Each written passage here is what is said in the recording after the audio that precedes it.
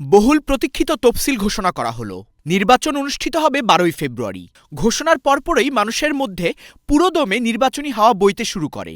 আগামী 2026 সালের ফেব্রুয়ারি মাসের 12 তারিখ রোজ বৃহস্পতিবার 300 আসনে ত্রয়োদশ জাতীয় সংসদ সাধারণ নির্বাচন এবং একই সাথে জুলাই জাতীয় সনদ সংবিধান সংস্কার বাস্তবায়ন আদেশ 2025-এর উপর গণভোট অনুষ্ঠিত হবে। হঠাৎ করেই ইনকিলাব মঞ্চের মুখপাত্র এবং আসন্ন নির্বাচনে ঢাকা 8 আসনের স্বতন্ত্র প্রার্থী শরীফ ওসমান হাদীকে গুলি করে হত্যার চেষ্টার ঘটনায় পুরো দেশ থমকে দাঁড়ালো। বাংলাদেশের মতো ব্রিটেনে নির্বাচনের হাওয়া বইছিল, কিন্তু এ ঘটনায় সবার দৃষ্টি এখন দেশের দিকে। এ হামলা নির্বাচন বানচালের ষড়যন্ত্র বলে মনে করছেন পর্যবেক্ষকরা। হাদীর গুলিবিদ্ধ হওয়ার ঘটনায় তীব্র নিন্দা ও ক্ষোভ প্রকাশ করেছেন বিএনপির ভারপ্রাপ্ত চেয়ারম্যান তারেক রহমান। তিনি আগামী 25শে ডিসেম্বর দেশে ফিরবেন এমন বার্তাও দিলেন বিএনপি মহাসচিব মির্জা ফখরুল। বিএনপির এক নেতা চ্যানেলসকে জানান, নির্বাচনের এই সময় সরকারের উচিত সকল প্রার্থীর নিরাপত্তা নিশ্চিত করা, তা না হলে অন্যরাও হাদীর মতো প্রাণনাশের হুমকিতে পড়বে। যেভাবে আজকে চূড়াগুপ্তভাবে হামলা করে, এটা আমরা মনে করি এটা অশনি সংকেত।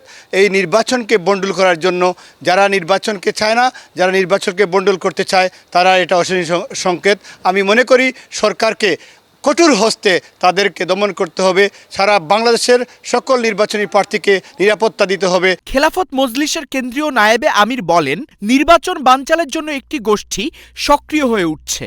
অত্যন্ত কাছে থেকে তাকে গুলিবিদ্ধ করা হয়েছে এবং এটা অত্যন্ত পরিকল্পিতভাবে তার সাথে তার ক্যাম্পেইন টিমে জয়েন করে তার কাছাকাছি থেকে তাকে গুলি করা হয়েছে।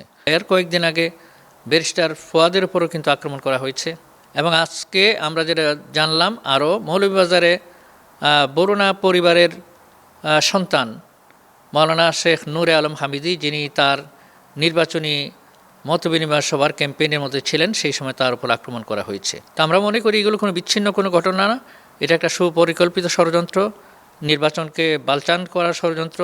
একজন সাংবাদিক এবং অ্যাক্টিভিস্ট জানান, সরকার জুলাই যোদ্ধাদের নিরাপত্তা দানে ব্যর্থ এবং এভাবে চলতে থাকলে সফল নির্বাচন দিতেও ব্যর্থ হবে এই সরকার। দেশের আইন শৃঙ্খলা পরিস্থিতি উন্নয়ন না হওয়া পর্যন্ত সরকার আসলে যতই আন্তরিক থাকুক, মানুষকে সেই আশানুরূপ নির্বাচন কতটা উপহার দিতে পারবে সেই প্রশ্নটা ছিল।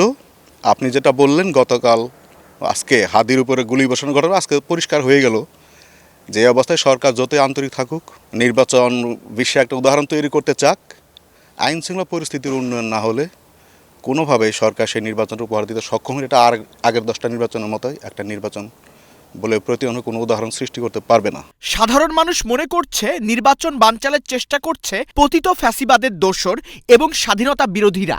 কিছু মানুষের ষড়যন্ত্র হতে পারে, যার দরুন আজকে হাদীর উপরে গুলি করে নির্বাচনকে বানচাল করার জন্য একটা চেষ্টা করা হচ্ছে এবং আমি মনে করি যে স্বাধীনতা বিরোধীদের একটা চক্রান্ত হতে পারে এখানে।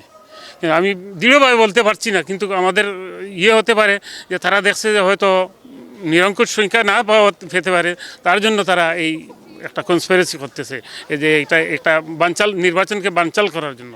12ই ফেব্রুয়ারিতে নির্বাচন অনুষ্ঠান নিয়ে সাধারণ মানুষের মাঝে যে উত্তেজনা কাজ করছিল, ওসমান হাদীকে গুলি করার মাধ্যমে সেই আশা এখন গুড়ে বালি। আদতে নির্বাচন হবে কিনা এবং দেশের নিরাপত্তা ব্যবস্থা আরও খারাপ হবে কিনা তা নিয়ে মানুষের মধ্যে দেখা দিয়েছে আতঙ্ক। আসাদুজ্জামান শুভ, চ্যানেলস নিউজ, লন্ডন।